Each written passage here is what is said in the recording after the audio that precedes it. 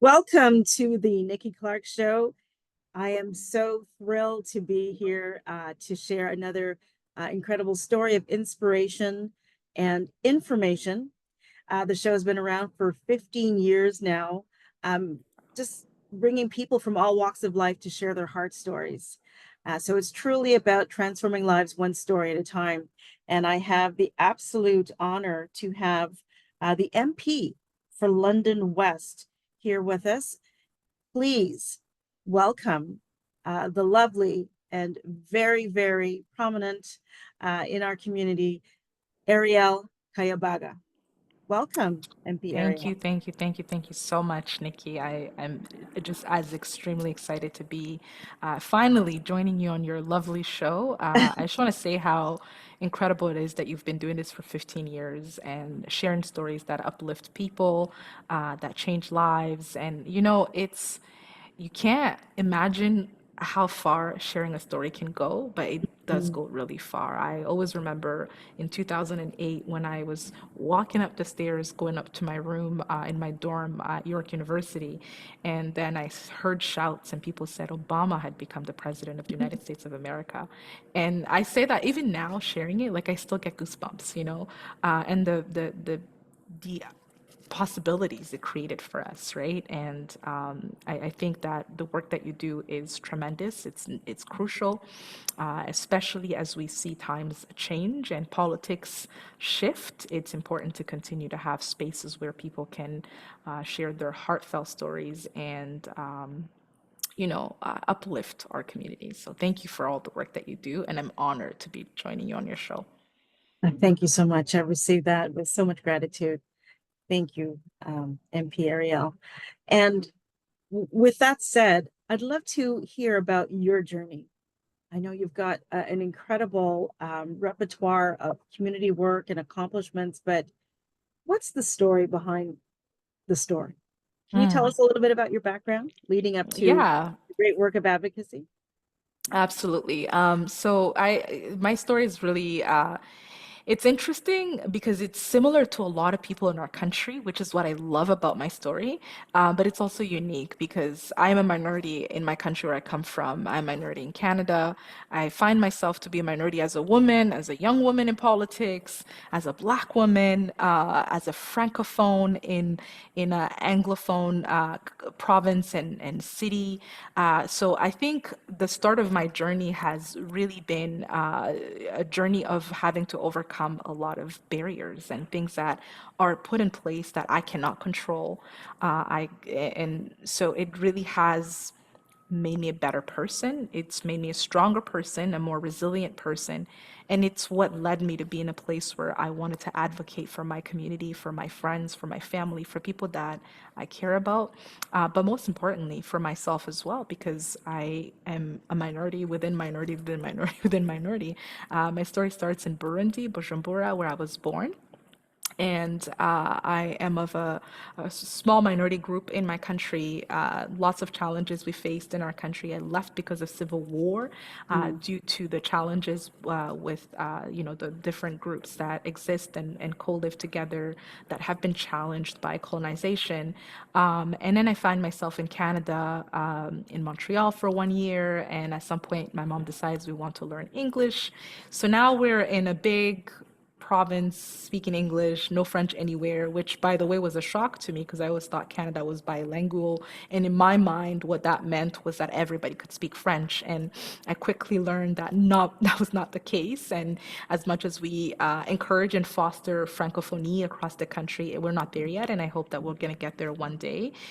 So we moved to London, Ontario. It is a designated francophone city, so it has a little bit of a higher number of francophones that live in the city. And now we have to learn a new language. We're in a new country. We have to learn a new language. We're still sort of overcoming, leaving a war-torn country. And my mother, who was sort of like this lion, this strong woman, this powerful woman, is in a position where she needs me and she needs me to advocate for her. She needs me to explain things to her.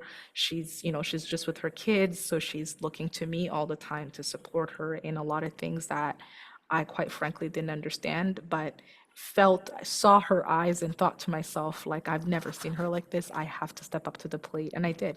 And that it taught me to also be there for people, to have compassion. You know, when you go through something hard or something difficult, it changes you and it gives you a softer heart towards other people Mhm. who go through struggling. I like to say that a lot of my policy decisions, a lot of my policy building really came from a place of understanding that when you struggle, when you go through something that's difficult, you want to make sure that it never happens to anyone else. So I first, advocated in my school for more francophone spaces, for more francophone services, for healthcare in French, for law services in French, because I couldn't understand how we were in this big francophone bilingual country and we couldn't even get a doctor in French. So as a student, I had participated in a movement that was trying to get Ontario to become a fully bilingual province. We did not succeed, but we became stronger as a community. I got to connect with all kinds of francophones across the province, and it really did give me a perspective on how free our country is and how accessible our country is and how much we can do if we put our heart into it and we put our heart into servicing our communities. Eventually, I went to school, did politics. I had a child along the way. I have a 14-year-old, and I found myself in other community work. I found myself on the Hill serving in caucus services for the 2015 freshly elected MPs. And then I find myself back in the city of London where I'm working in schools, I'm supporting Francophone students, leadership, providing leadership opportunities for Francophone students of all backgrounds. And Nikki, I think it's really good for people to know that 60% of Francophones in this world are African. I didn't know that. 60% of Francophones in the world are African. So you can imagine what our schools in French look like. Mm, It's a lot of our kids, they need a lot of support. And if we talk about systemic racism, you understand that as a parent, when you have schools that are very diverse, you need to make sure that your kids are not being, not falling through the cracks of yes, the system. yes. So that was the kind of the work that I was doing. And I fought for myself to get into a lot of leadership positions when I was a student. Advocacy, everything I did, it felt like it was always a challenge and I had to push through, but it gave me the tools I needed to know how to support other students and including my kid as well. And then, shortly after, we're having conversations about housing, transit in the city of London, people debating things that don't necessarily apply to their lives. And then I find myself saying, I'm going to run. I'm going to run to be a city councillor because they're making decisions that not necessarily that they were all wrong, but I just felt like it's not representative of our community. If we have everybody who represents us has never taken the bus, for example, or has Mhm. never lived in social housing, it was almost like I was opening my eyes to the reality of where policies that often fail are coming from. And I said to myself, well, I want to be involved. Right. And to be honest, it really wasn't my personality to do something like that at that time. I know that I've always been someone who, when I see a problem, I want to solve it, but I never thought I would run for public office. I was a very private person at that point. I barely even have social media, but here I was putting myself forward, and I'm sure if there are some folks from East Africa or Burundi who are watching, they can understand that our culture is shaped differently. And at this point, I had spent some time learning more about my culture, so I can teach it to my kid as well. Mhm, So mhm. putting yourself out there like that was not easy, and I was elected as the first Black woman on City Council and Wonderful. then eventually ran to be the member of parliament for London West, which is the first part. I lived in this city when I first moved to London and now reside. And I was elected as well as not only the first Black woman, as the first person of color to be elected as a member of parliament in London. Wow. Incredible, incredible accomplishments. I am so very proud of Thank everything you. that you've done in a short space of time, I think. What fuels your motivation? That's a very good question. It's the desire to serve, the conviction to feel that there can be change and you can usher in change, and change doesn't have to be like this. Change Mhm. can start small and grow into something bigger. The idea that there are other people who have come before me and laid the groundwork, so I walk through, as we like to say, we are walking on the shoulders of many giants, of many of our ancestors, and many people who sacrificed for us to be able to have the privileges that we have. And so, as I walk through the same path, I also want to do something that will help the people who are going to come after me as well. So that drives me, and I just feel a really deep conviction in the work that I do. And most people say that they feel like it's a calling. I can say the same because I've been doing this since I was 27 years old, and my desire to continue to serve my community has not subsided, All right. despite all the challenges. Despite all the challenges, yes, Yes. you rise above that. Well, let's talk about the Canada anti-racism strategy. I know there's $110.4 million that's been dedicated to the strategy combating systemic or discrimination and racism vis-a-vis Black communities. Can we talk about that?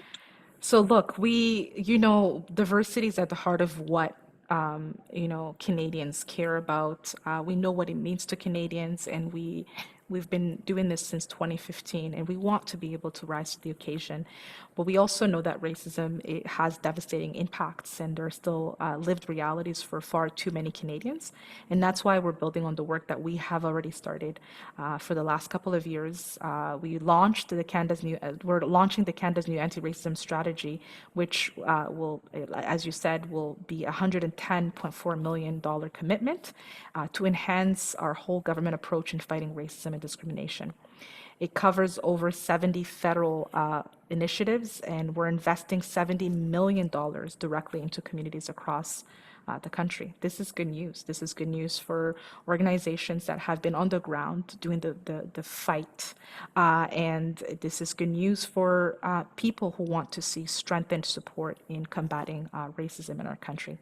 The strategy focuses on four key areas. It focuses on promoting economic and social cultural empowerment. It focuses on advancing racial equity in immigration and health and in housing systems. It drives justice, law enforcement, intelligence, and public safety systems reforms. And we're also using international engagement to inform advancement on racial equity and inclusion at home. This strategy will be a roadmap to coordinate the federal leadership in fighting against racism and to build better communities, more inclusive communities, and a more inclusive country where every single Canadian, regardless of their birthplace, their faith, their skin color, their language, can reach their full potential. And this includes our Black communities in their full diversity. Mm. Oh, well, I love that. Where can people know more about the strategy? Where is that published, Imperial?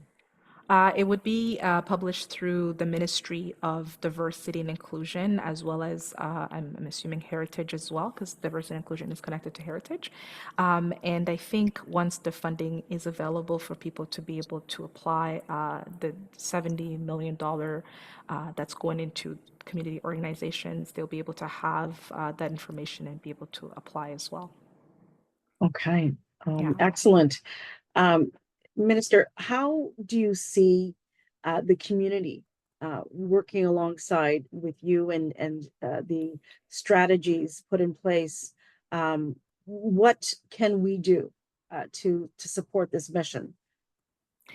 So I think, first of all, I want to thank our community. They've been a strong support to our government to make sure that we have these strong initiatives that our government has been able to say that we're proud. We're proud of the initiatives that we put out for our communities, initiatives such as Black Entrepreneurship Program to Mm, support Black entrepreneurs across the country and their businesses, basically supporting Black Canadian communities initiatives, which was set out to build capacity and sharing knowledge and applying Black-centric lens on federal programs and removing the barriers and the anti-Black racism and other systemic issues. The Black-led philanthropic endowment fund that recently went out, the development of federal action plan for Black Black communities. These are all initiatives, and I can mention more, but these are all initiatives that we partnered with the community to make sure that they came to life. That's how we want the partnership to continue.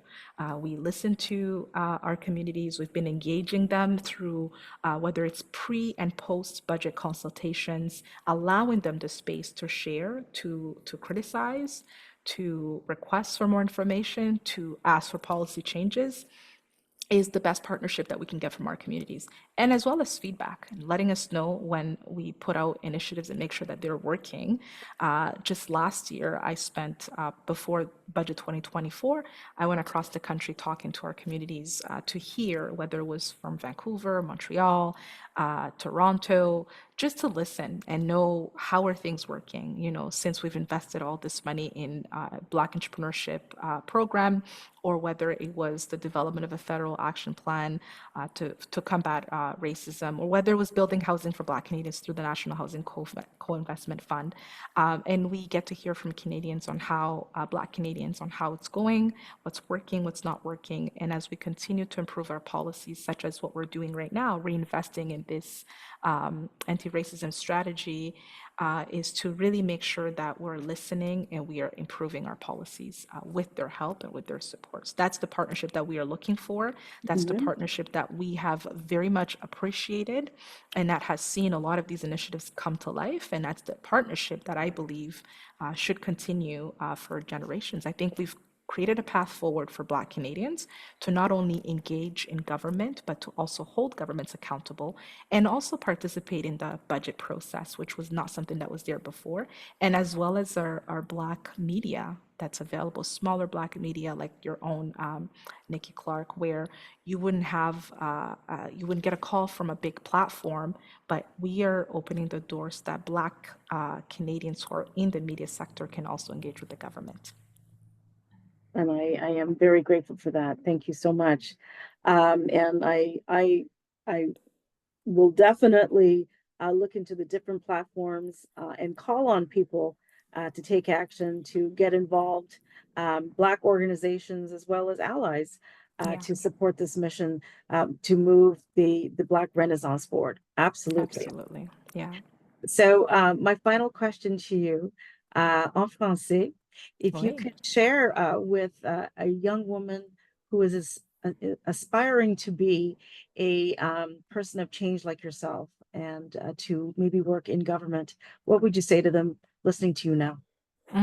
Très, très, très, très bonne question. Je pense que c'est une question qui est opportune parce que si on regarde autour de ce qui se passe à travers le monde, que ce soit ici en Amérique du Nord ou en Europe ou peu importe partout où on regarde, il y a beaucoup de changements. Il y a beaucoup de Mm, changements qui se passent et euh, c'est fait à cause de plusieurs raisons. Premièrement, on a eu la pandémie qui a duré trop longtemps, si je peux dire, ouais, qui a changé la façon dont on fait les choses. On a aussi l'inflation qui continue à être dévastante pour surtout les jeunes des générations milléniales, les jeunes millénials, les jeunes Gen Z et même ceux qui s'en viennent, les alpha. Donc, c'est important de premièrement reconnaître on se retrouve aujourd'hui dans un espace, dans une atmosphère qui est différente. Mais ouais, c'est important que on puisse tous s'impliquer parce que tout ce qui se passe autour de nous, on a le pouvoir, on a le droit et l'opportunité de pouvoir participer dans ce changement. Je dirais que toute personne dans leur communauté, elle est la meilleure personne à répondre aux besoins et aux enjeux et aux défis qui font face à leur communauté. Donc, s'il y a une jeune femme qui me regarde aujourd'hui qui se dit, comment est-ce que je peux faire la même chose? Fais confiance à toi-même parce que tu es la meilleure personne à savoir ce que ta communauté a mhm. besoin. Tu es la meilleure personne à répondre aux défis de ta communauté. Et si vraiment tu as le cœur pour servir ta communauté, euh, ne laisse pas les imposter syndrome t'arrêter ou même ne te pose pas de questions. Je te dis, fonce. Les possibilités au Canada sont énormes et on a besoin de toi. Excellent. Merci beaucoup. C'est vraiment un honneur de parler avec Arielle Kayabaga. A where can people connect with you, Minister, on social media?